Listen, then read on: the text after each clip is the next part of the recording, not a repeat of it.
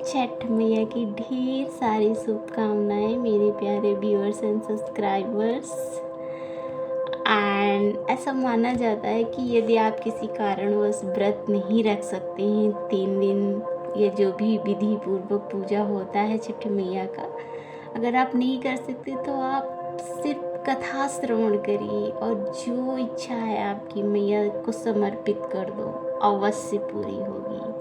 तो इसी संकल्प के साथ आइए हम सब कथा का श्रवण करते हैं। बहुत समय पहले एक राजा प्रेवत नाम के थे, उनकी पत्नी थी, उनका नाम मालिनी था। राजा के पास बहुत कुछ था, धन दौलत सुख समृद्धि संपन्नता भरपूर थी, प्रजा थी, हाथी घोड़े नौकर चाकर राजद्वार थे, लेकिन उनके कोई संतान नहीं थी। इसलिए उनको ऐसा लगता था कि फिर ये सब किस काम का है।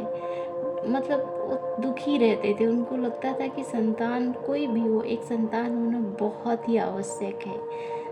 तो उन्होंने बहुत सारी पूजा पाठ दान पुण्य हवन बहुत सारा पुत्र प्राप्ति के लिए की, लेकिन अंत में उन्होंने एक महर्षि कश्यप के सुझाव पर एक पुत्रेष्ठी यज्ञ करवाए। उस यज्ञ के फलस्वरूप रानी मालिनी गर्भवती हुई और 9 महीने बाद उन्हें पुत्र का जन्म हुआ, लेकिन वो पुत्र जीवित नहीं हुआ, वो पुत्र मृत था।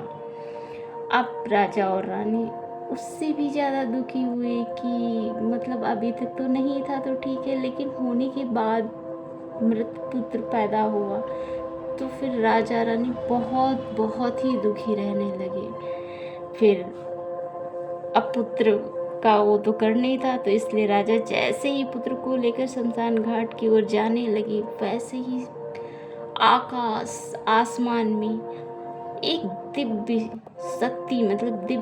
शक्ति प्रकट हुई, और वो थी छठी मैया, जो कि भगवान ब्रह्मा की मानस पुत्री मानी जाती है। और वो छठी मैया ने कहा राजा से, हे राजन, मैं छठी देवी हूँ, संसार के समस्त जीवों की संतान की रक्षा करती हूँ और हर कार्य असंभव कार्य को संभव कर देती हूँ, और यदि तुम मेरी विधि पूर्वक पूजा और व्रत करोगे तो तुम्हें भी पुत्र रत्न की प्राप्ति अवश्य होगी।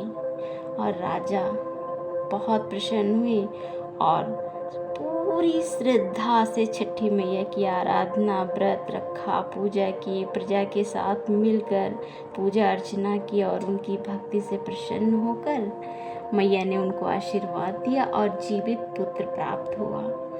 तब से छठ मैया का व्रत शुभारंभ हुआ और ये परंपरा आज भी बहुत ही श्रद्धा पूर्वक, बहुत ही विश्वास के साथ मनाई जाती है। इसका बहुत ही महत्व है। ये विशेषकर सूर्यदेव और छठी मैया की उपासना का व्रत है। व्रती मुक्त है, इसमें महिलाएं होती हैं, मतलब पुरुष पूजा पाठ तो करते हैं, लेकिन व्रत महिलाएं ही ज़्यादा रखती हैं, पूरी पवित्रता निष्ठा के साथ। और संध्या अर्ध सूर्यास्त के समय और प्रातः अर्ध सूर्योदय के समय दिया अर्ध चढ़ाया जाता है। ऐसा माना जाता है कि इस व्रत से संतान स्वास्थ्य सुख समृद्धि परिवार की रक्षा, यानी जो भी चाहिए मैया हर एक चीज़ की मतलब पूरा करती हैं। जो भी आपको चाहिए, सांसारिक सुख शांति घर परिवार पैसा जो भी चाहिए, तो इस संकल्प लेकर के जो भी आपकी इच्छा हो वो मैया से बोलिए, अवश्य पूरी होगी। एंड एक बार फिर से ढेर सारी शुभकामनाएं छठ मैया की।